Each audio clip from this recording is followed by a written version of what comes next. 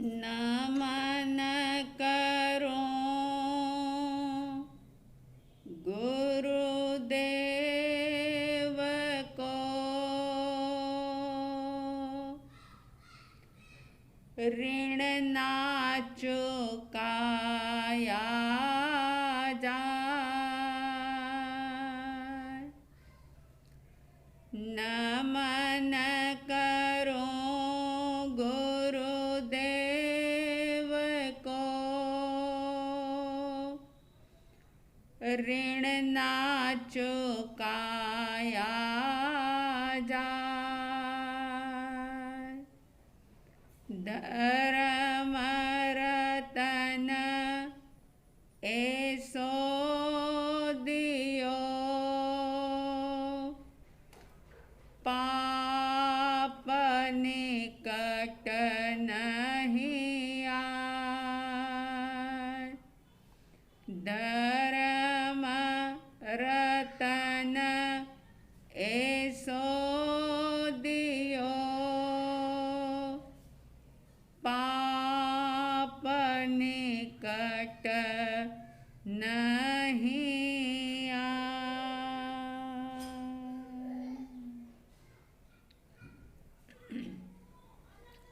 श्रद्धालु जिज्ञासु श्रोताओं, आत्मसिद्धि से संबंधित जिज्ञासा समाधान की बात चल रही है। श्रद्धालु भाई बहन अपने अपने भीतर में रही हुई इस आत्मसिद्धि संबंधित जिज्ञासा को, या जो बात पूर्णतया समझ नहीं पाए, उसको सवाल के रूप में भेज रहे हैं और यथाशक्य उन जिज्ञासाओं को समाधान देने का हम एक पुरुषार्थ कर रहे हैं। विभिन्न प्रकार के क्वेश्चन आप सुन रहे हो। आज एक जिज्ञासा आई है और वो जिज्ञासा संबंधित है आत्मसिद्धि की गाथा नंबर 89 से, यानी 89वीं गाथा से संबंध रखने वाली ये जिज्ञासा। पहले हम उस 89वीं गाथा को एक बार देखते हैं, बोलते हैं। उसमें श्रीमद जी ने कहा था, जेम शुभाशुभ कर्म पद जाण्या सफल प्रमाण, तेम निवृत्ति सफलता माटे मोक्ष सुजान। इसके अंदर ये बात बताई कि जैसे जीव विभाव दशा के अंदर कर्म को करता भी है और समय आने पर उसके फल को, परिणाम को भोगता है, लेकिन जब कर्म से पूर्णतया निवृत्त हो जाता है तो उसका मोक्ष हो जाता है। यानी अभिप्राय यह है कि कर्मों का बंधन संसार है और कर्मों की निर्जरा ये मोक्ष है। तो जिज्ञासु ने ये सवाल भेजा है, ये जिज्ञासा प्रस्तुत की है कि संवर और निर्जरा जिससे कि मोक्ष प्राप्त होता है, संवर और निर्जरा का विस्तार से हम समझना चाहते हैं। संवर निर्जरा को विस्तार पूर्वक जानने की इच्छा रखते हैं और ये इच्छा जिन्होंने भेजी है वो सिर्फ 2 व्यक्ति नहीं, मैं समझती हूँ कि बहुत सारे लोग ऐसे भी हैं कि जो चाहे अपनी जिज्ञासा को प्रस्तुत ना कर सके, लेकिन फिर भी हो सकता है कि ये बात सुनने के बाद कईयों के मन में संवर और निर्जरा को जानने की जिज्ञासा पैदा हो। संवर और निर्जरा का स्वरूप क्या है, ये समझने की एक चाहत पैदा हो। तो हम बात करते हैं संवर और निर्जरा की।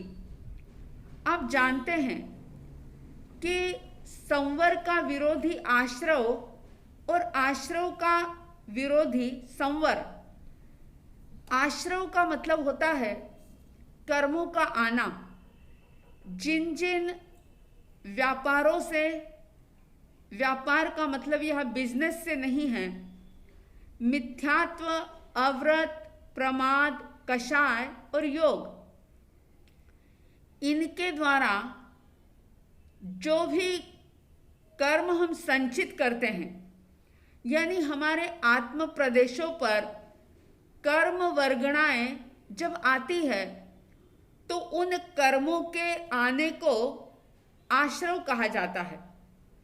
जैसे आप समझ सकते हैं कि अगर आपके घर के द्वार, दरवाजे, खिड़की खुली हो तो बहुत कुछ संभावना है कि खुले खिड़कियों से, द्वारों से, दरवाजों से धूल मिट्टी अंदर आती है। तो ऐसे ही जब मिथ्यात्व, अव्रत, प्रमाद, कषाय और योग के द्वारा जब इन सब का व्यापार होता है, यानी मिथ्यात्व, अव्रत, प्रमाद और कषाय की उपस्थिति में जब योग यानी मन, वचन, काया के योगों का व्यापार होता है, प्रवर्तन होता है, योग की प्रवृत्ति होती है, तो वो होता है आश्रव। यानी आश्रव का मतलब आना, कर्मों के आने को आश्रव कहते हैं। और उस आते हुए कर्मों को रोक देना वो है संवर। आश्रव संसार का कारण है। आश्रव चारों गति में जन्म मरण करने का कारण है। और संवर जो है वो मुक्ति का कारण है। संवर जन्म मरण को मिटाने का कारण है और आश्रव जन्म मरण को बढ़ाने का कारण है। तो संवर का मतलब होता है आते हुए उन कर्मों को रोक देना।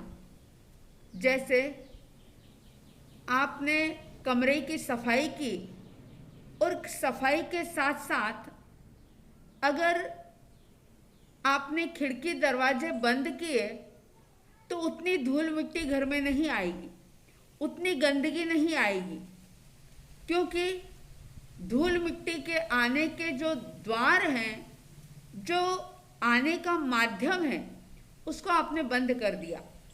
इसी तरह से जब संवर करता है इंसान, यानी मिथ्यात्व पर विजय पाता है, अव्रत से व्रत में आता है, मिथ्यात्व से समकित में आता है, प्रमाद से अप्रमाद की ओर आगे बढ़ता है, कषाय से अकषाई होता है और अशुभ योग से शुभ योग के अंदर जब वो प्रवृत्ति करता है तो आश्रव के स्थान पर संवर होता है। और संवर का मतलब है आने वाले कर्मों को रोक देना। जो धड़ल्ले से 24 घंटे कार्मिक वर्गणाएं हमारे आत्म प्रदेशों पर आ रही थी, यानी कर्म का बंधन हो रहा था, हम कर्म को जो संचित कर रहे थे, संवर के द्वारा उन पर ब्रेक लगाया जा सकता है, यानी उनको रोका जा सकता है।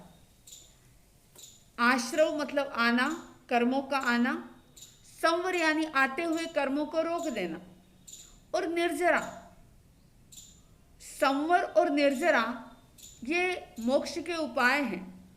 जब संचित कर्म पूर्णतया निर्जरित हो जाते हैं, क्षय हो जाते हैं, यानी आत्म प्रदेशों से उनको हटा दिया जाता है, तो उसे कहते हैं निर्जरा हो गई।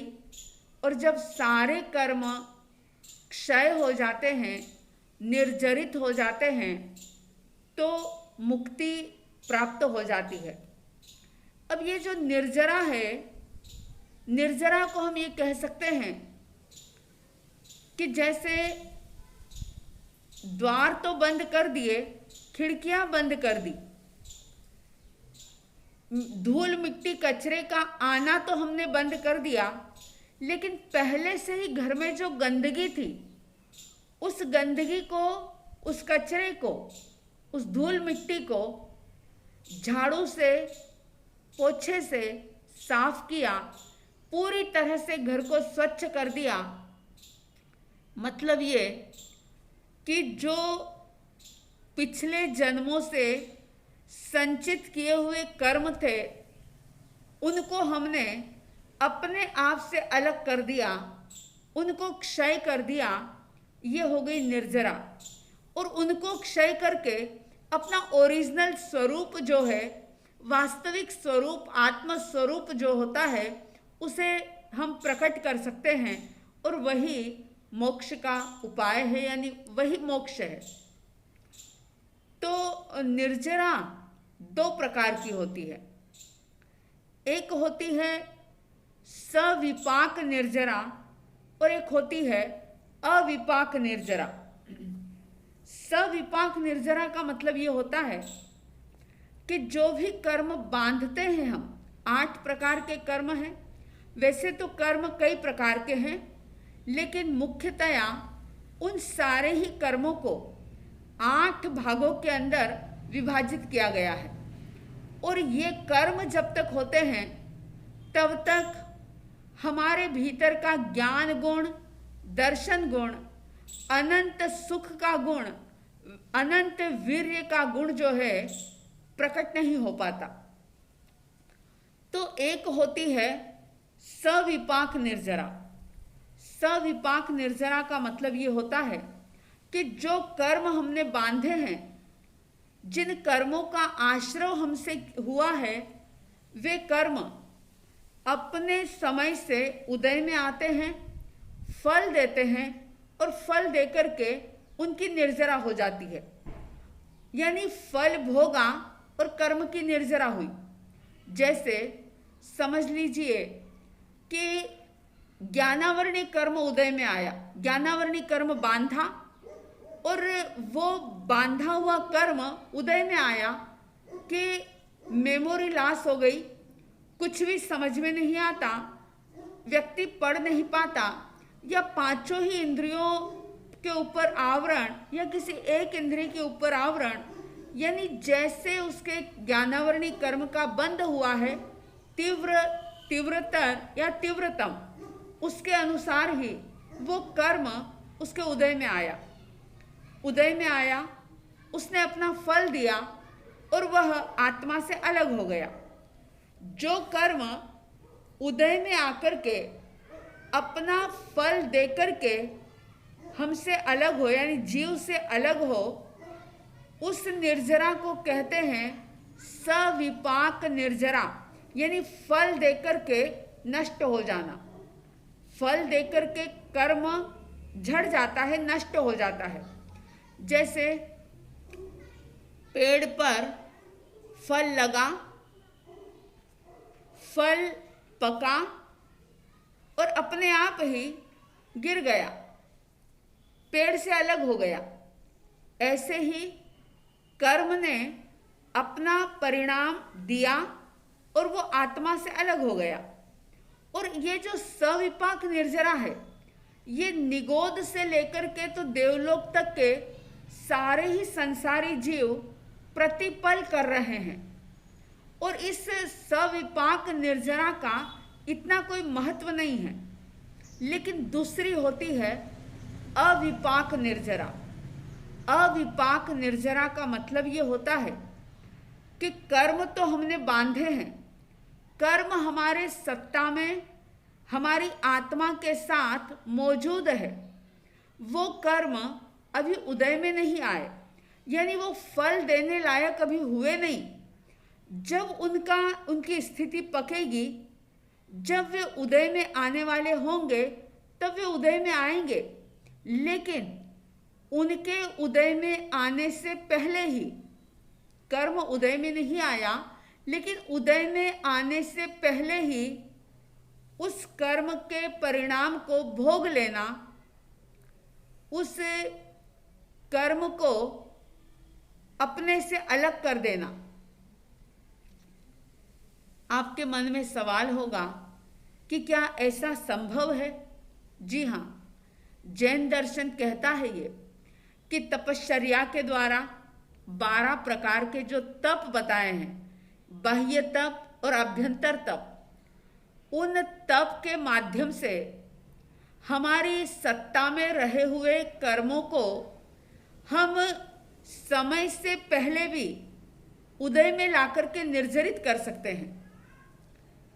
जैसे व्यवहारिक जगत के अंदर आप देखते हैं कि कुछ आम पेड़ पर ही पक जाते हैं और कुछ आम ऐसे होते हैं कि जिनको पकने से पहले ही तोड़ लिया जाता है और उनको विशेष प्रक्रिया के द्वारा पकाया जाता है। तो ठीक इसी प्रकार से कर्म उदय में अभी आए नहीं हैं, लेकिन तपश्चर्या के द्वारा, काया क्लेश के द्वारा उन कर्मों को निर्जरित कर देना, सत्ता में रहे हुए कर्मों को अपने से अलग कर देना, सम्यक चिंतन के द्वारा, तप के द्वारा।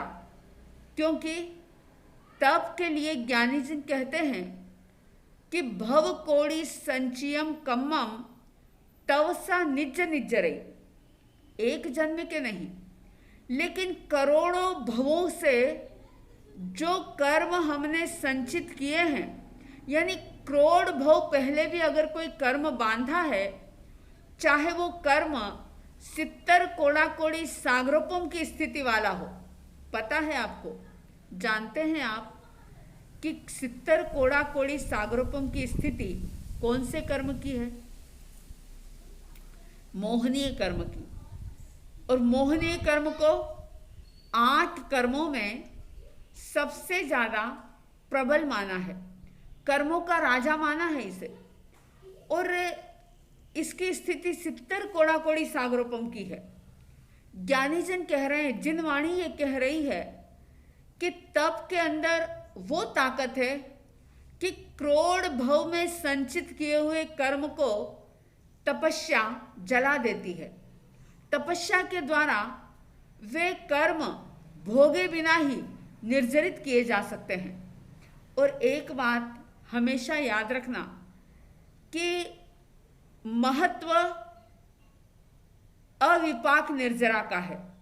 सविपाक निर्जरा तो प्राणी मात्र कर रहा है और सविपाक निर्जरा मिथ्यात्व की मौजूदगी में भी हो सकती है, लेकिन अविपाक निर्जरा जो होती है, फल दिए बिना ही सत्ता में से खींच करके कर्मों को निकाल लेना, उनका क्षय कर देना, ये बिना सम्यक दर्शन के संभव नहीं होता। सम्यक दर्शन के अभाव में जो भी निर्जरा होगी वह सविपाक निर्जरा होगी। और सम्यक दर्शन के सद्भाव में, सम्यक दर्शन प्राप्त करने के बाद जो निर्जरा होगी वह अविपाक निर्जरा होगी। और अविपाक निर्जरा जो कि एक झटके से, धड़ल्ले से खूब सारे कर्मों को एक साथ क्षय करने का सामर्थ्य रखती है, तो उसके लिए हम पुरुषार्थ करें सम्यक दर्शन प्राप्ति का। और ये बात मैंने पहले भी बताई, और बताई ही नहीं लेकिन बहुत दिनों तक सिर्फ और सिर्फ हमारा टॉपिक सम्यक दर्शन के ऊपर चला था। और अगर आपको नहीं पता हो, आपने नहीं सुना हो, तो दिव्य धर्म संदेश यूट्यूब चैनल पर आप प्लेलिस्ट में सम्यक दर्शन की लगभग 43-44 वीडियो है, जो कि आप उसको देख सकते हैं, सुन सकते हैं, जिसमें सम्यक दर्शन की विस्तार से हमने चर्चा की है।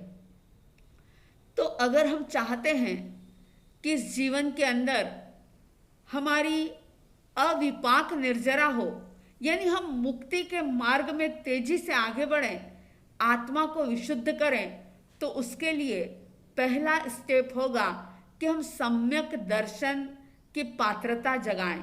हम सम्यक दर्शन प्राप्त करने की योग्यता हासिल करें और ये तय करें कि इस जीवन के अंदर और कुछ प्राप्त हो चाहे ना हो, लेकिन सम्यक दर्शन प्राप्त किए बिना इस शरीर को नहीं छोड़ेंगे और ऐसा पुरुषार्थ प्रबल करेंगे कि हमें सम्यक दर्शन की उपलब्धि हो, क्योंकि सम्यक दर्शन उपलब्ध होने के बाद आपकी हर क्रिया कर्म निर्जरा का कारण होगी। हर क्रिया आपको मोक्ष की तरफ आगे बढ़ाने वाली होगी और मिथ्यात्व के सद्भाव में, सम्यक दर्शन के अभाव में आप जो कुछ भी करेंगे वह सविपाक निर्जरा तो होगी, जो कि अनादिकाल से हर जीव कर रहा है। सचमुच अगर मोक्ष की इच्छा है, अगर मोक्ष पाना चाहते हैं, अगर जन्म मरण के दुखों को मिटाना चाहते हैं, तो अविपाक निर्जरा करने के लिए मिथ्यात्व को तोड़ें, मिथ्यात्व पर प्रहार करें और मिथ्यात्व पर प्रहार करके सम्यक दर्शन को प्राप्त करते हुए अनादिकाल के संचित कर्मों को हम अपने आप से अलग करें, स्व अस्तित्व को जानें और आत्म अस्तित्व को जान करके, उस आत्म स्वभाव को जान करके, उस पर श्रद्धा करके, उसमें ही रमण करने का पुरुषार्थ करते हुए अपने लक्ष्य की तरफ हम आगे बढ़ेंगे। आप सभी के अंदर लक्ष्य स्थिर हो, आपका लक्ष्य बने मुक्त होना, और उस लक्ष्य की प्राप्ति के लिए आप दिलो जान से लग जाएं, पुरुषार्थ करें, सम्यक पुरुषार्थ आप कर सकें। ऐसी साध्वी द्वय की तरफ से हार्दिक हार्दिक शुभ मंगल भावनाओं के साथ जय प्रभु महावीर, जय गुरु आनंद।